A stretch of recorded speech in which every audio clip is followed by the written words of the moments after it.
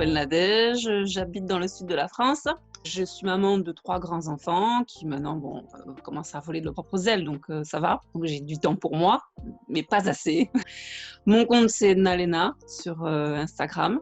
Voilà. Et puis, qu'est-ce que je peux dire? Que j'ai 20 ans passés, voilà.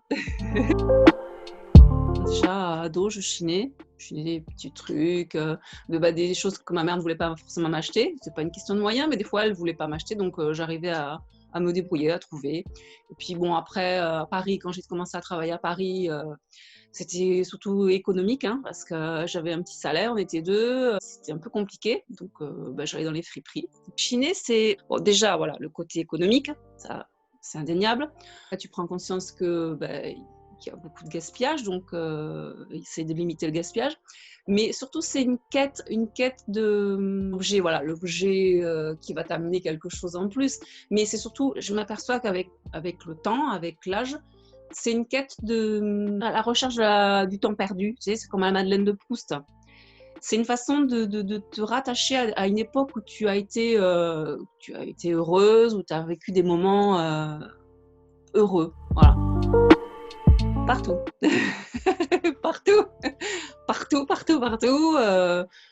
Les vides-greniers, c'est bien parce qu'on a le côté convivial.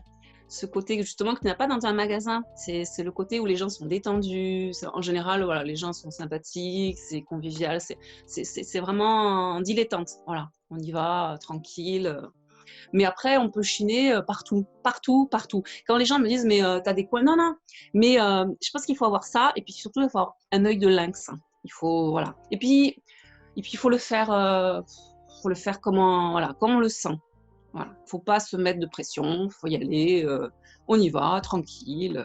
Voilà. Mais chiner, on peut chiner partout. Moi, j'ai chiné dans des lieux improbables.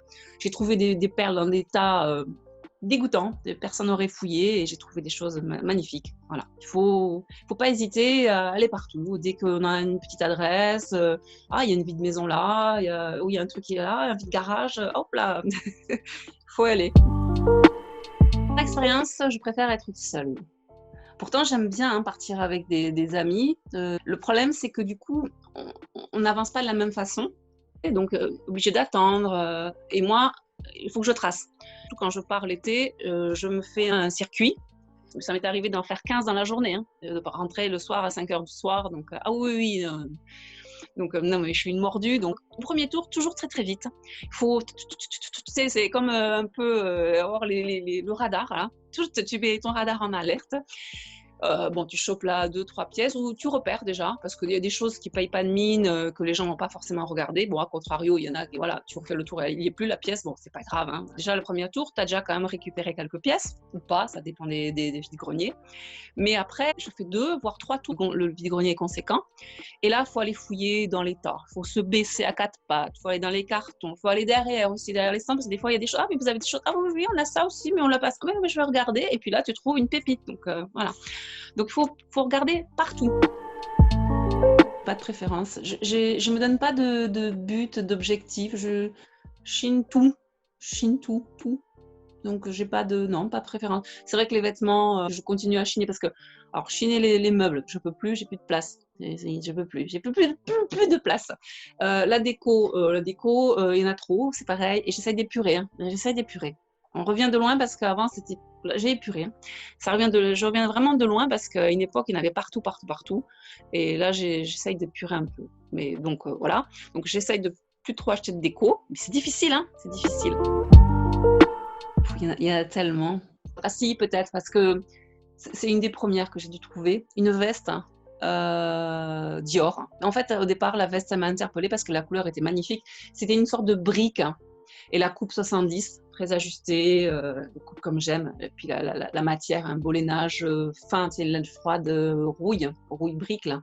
Je dis, les canons. Je regarde à l'intérieur, l'état. Et puis, je vois Christian Dior. Et puis, je vois l'année 1973. Mais ça donnait un surplus de valeur à cette veste, qui déjà en avait, puisque, c'est quand même une Christian Dior. Mais c'était surtout le 1973. Moi, je suis née dans les années 70, donc ça m'a parlé de suite. Hein. C'était un retour en arrière.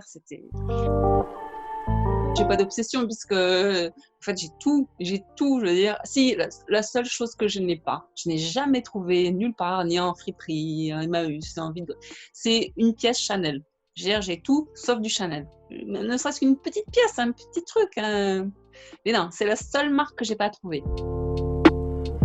Se laisser porter. Se laisser porter, mais surtout se faire confiance.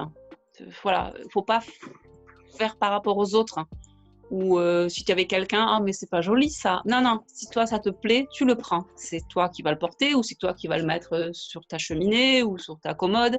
C'est pas l'autre personne. Je veux dire, les goûts de chacun sont différents, donc voilà. Et surtout, l'œil, c'est ça. Son œil de lynx, il faut apprendre à l'aiguiser.